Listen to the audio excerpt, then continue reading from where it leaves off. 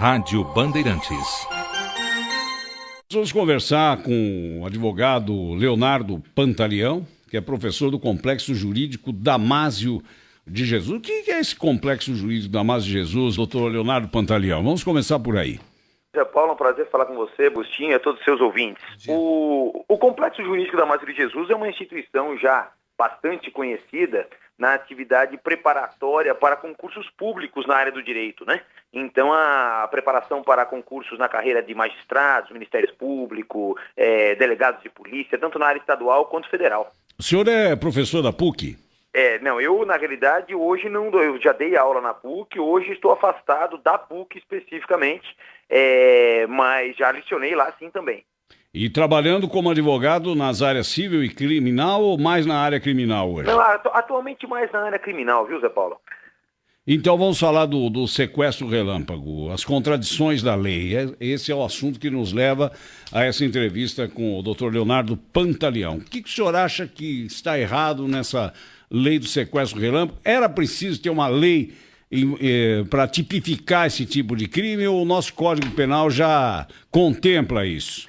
Olha, Zé Paulo, a questão aí é a seguinte, o Código Penal hoje, claro que ele já oferece instrumentos para poder repreender aqueles agentes criminosos que pratiquem essa conduta atípica, porém, não o faz de uma forma direta. Então ele deixa, sim, algumas brechas que o indivíduo que de repente restringe a liberdade de alguém por um tempo curto, ele não consegue sofrer a reprimenda estatal tão forte como aquele indivíduo que, por exemplo, mesmo nessa modalidade do crime batizado sequestro relâmpago, que restringe a liberdade de alguém, vamos imaginar, por 3 horas. Então, um indivíduo que por 3 horas fica rodando com você num automóvel, exigindo que você forneça a sua senha de banco e outros dados para que ele possa ter qualquer tipo de vantagem, o Código Penal consegue enquadrar fazendo uma junção de crimes, que seria a extorsão mais um sequestro.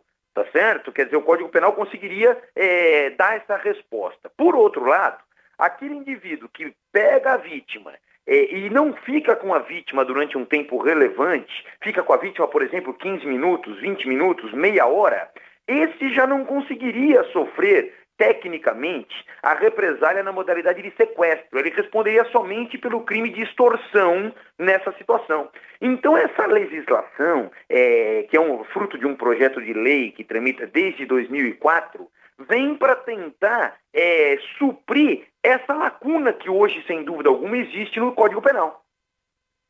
Não, e doutor Pantaleão, bom dia. Havia um problema também que a própria polícia não sabia como agir, né? A gente acompanhou o início... Como enquadrar? Como enquadrar, e não havia estatística, né? Cada delegacia, cada delegado agia como dava na cabeça. E no final das contas não se tinha, em dado momento, a noção exata do tamanho que esse mal representava, né, doutor? Não, sem dúvida, porque é aquilo que nós conversamos, como não existe um tipo penal específico para o sequestro relâmpago, então começa a haver, primeiro de tudo, aquela discussão, se aquela conduta praticada foi um roubo ou se aquela conduta praticada foi uma extorsão. Até para que, se vocês me permitirem, para que os nossos ouvintes possam entender a sutileza da diferença, é exatamente no seguinte contexto. No roubo, o agente, mediante uma violência ou grave ameaça, pode ser um emprego de uma arma de fogo ou qualquer outro meio que iniba a reação da vítima, né?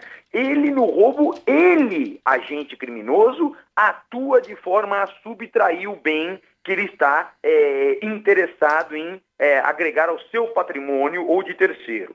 Enquanto que na extorsão, também mediante uma violência ou grave ameaça, ele criminoso, obriga uma ação da vítima. Então a vítima é que entrega para ele o bem que ele pretende. Então essa é uma diferença muito sutil, mas existe tecnicamente falando, embora a pena de uma situação ou de outra, hoje no Código Penal seja idêntica. No sequestro relâmpago, então, quando o indivíduo coloca alguém no carro e obriga com que essa pessoa ofereça a sua senha bancária, seu cartão de banco, veja que ele está exigindo uma conduta da vítima, então não é roubo. Seria, então, de cara uma extorsão. Acontece que essa extorsão, agora, adicionada de uma privação de liberdade, seja ela em que tempo for, é que, então, o legislador, com esse projeto de lei de 2004, ele busca suprir essa omissão.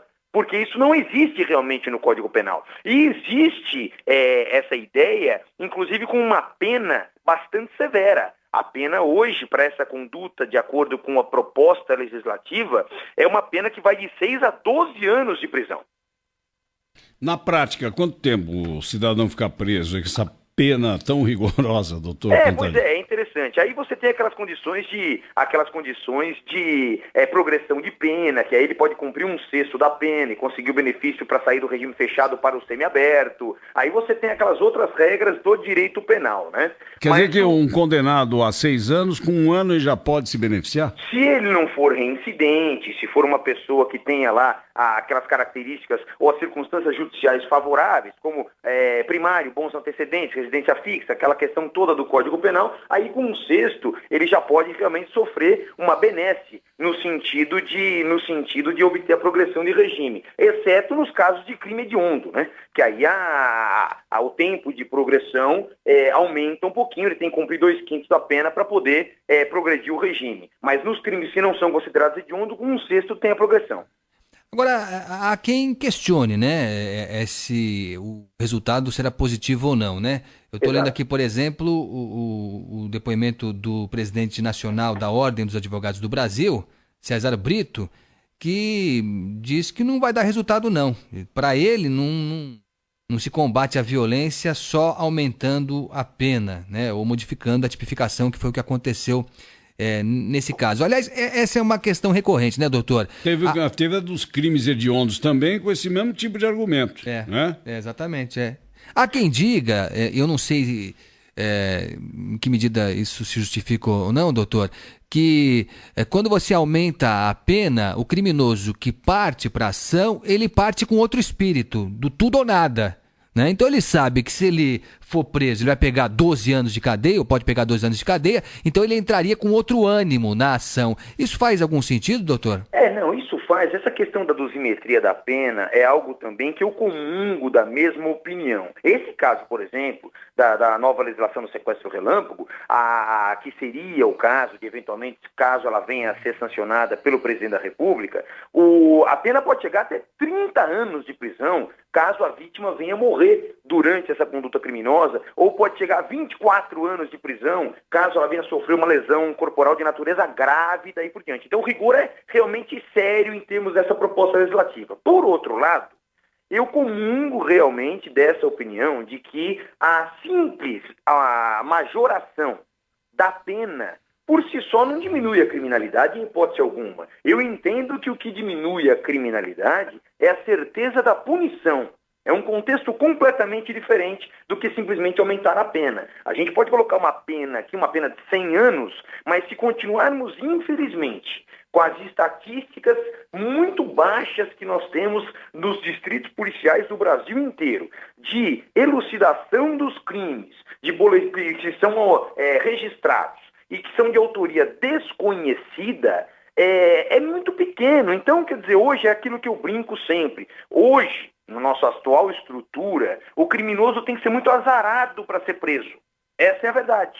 Porque o percentual, quando ele não é preso em flagrante, o percentual de chance dele ser descoberto e a autoria ser revelada é muito pequena. Então isso independe da quantidade de pena. Isso a pena pode ser elevadíssima, mas se ele tiver ainda no seu inconsciente a certeza de que a maior probabilidade é de ele não ser desvendado, então não vai inibir a criminalidade simplesmente o aumento da pena.